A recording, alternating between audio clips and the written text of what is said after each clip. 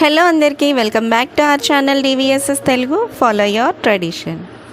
Today's recipes super tasty కాకరకాయ చక్రాల fry. ఎక్కువ డీప్ ఆయిల్లో ఫ్రై చేయకుండా కొంచెం తక్కువ ఆయిల్లో చేసుకునేలా చూపిస్తున్నా. అండ్ ఇలా కాకరకాయ తినడం వల్ల చేదు వెళ్ళడం కూడా మన బాడీకి చాలా మంచిది. సింపుల్ ప్రాసెస్లోకి వెళ్ళిపోదాం. ఫస్ట్ నేను ఇక్కడ ఒక 1/2 kg కాకరకాయలని తీసుకున్నాను.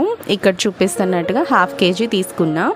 ఇప్పుడు ఈ కాకరకాయని అటు ఇటు ఇలా తీసేసుకొని చక్కగా లైట్గా మనం దీన్ని గ్రేట్ చేసుకోవాలి. ఇక్కడ చూపిస్తున్నట్టుగా చాక్తో, మరీ ఎక్కువ కాదు, ఎందుకంటే బాగా చేదు ఉండకుండా లైట్గా ఉంటుంది ఇలా తీసుకుంటే చేదు అనేది.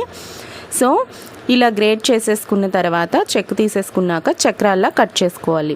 మినిమం మరీ సన్నగా కాకుండా కొంచెం మీడియంగా కట్ చేసుకోండి. ఇక్కడ చూపిస్తున్నట్టుగా మొత్తం కాకరకాయలన్నింటినీ ఇలానే చక్రాల్లా కట్ చేసేసుకొని పక్కన ఒక గిన్నెలో వేసేసుకోండి. మినిమం ఈ లెంత్ ఉండాలి కాకరకాయ అన్నది.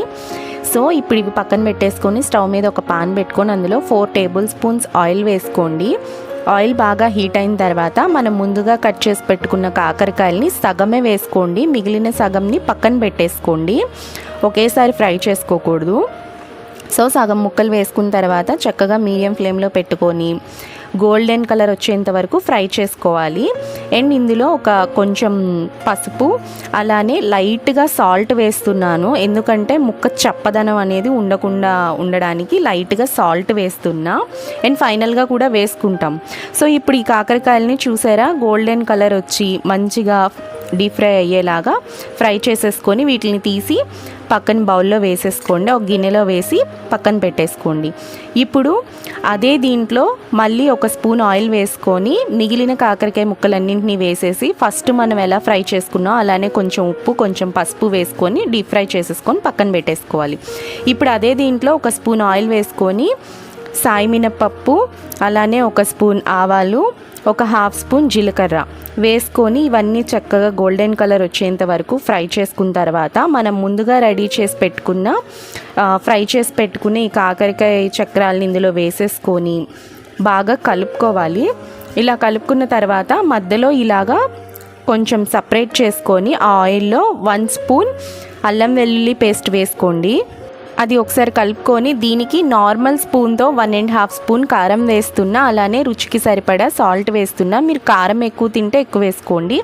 అండ్ 1 స్పూన్ గరం మసాలా వేస్తున్నా. ఈ గరం మసాలా ఎలా చేశానన్నది కింద డిస్క్రిప్షన్లో లింక్ ఇస్తాను, ఎవరైనా కావాల్సిన వాళ్ళు చూడండి.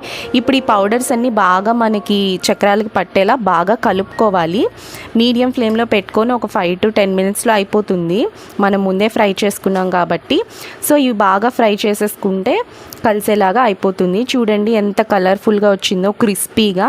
సో మనకి కాకరకాయ చక్రాల ఫ్రై రెడీ అయిపోయింది. ఇక్కడ నేను సర్వింగ్ బౌల్లోకి సర్వ్ చేస్తున్నా. అండ్ ఈ చక్రాల ఫ్రై అనేది చక్కగా సాంబార్లోకి కానీ, లేదు అంటే కనుక పప్పులోకి కానీ, లేదు డైరెక్ట్ రైస్లో కూడా బాగా కలుస్తుంది. ఎక్కువ అన్నం కూడా కలుస్తుంది. క్రిస్పీగా చాలా బాగుంటుంది. మినిమం చేదనేది బాడీకి కూడా వెళ్ళాలి. సో నచ్చిన వాళ్ళు ఎవరైనా ఉంటే ట్రై చేయండి. ఈ వీడియో కనుక మీకు నచ్చితే మన ఛానల్ని సబ్స్క్రైబ్ చేయండి, లైక్ చేయండి, షేర్ చేయండి. పక్కనే ఉన్న బెల్ ఐకాన్ని క్లిక్ చేస్తే నేను వీడియో పెట్టగానే మీ వరకు నోటిఫికేషన్ వస్తుంది. This is Rupa signing off. Thanks for watching.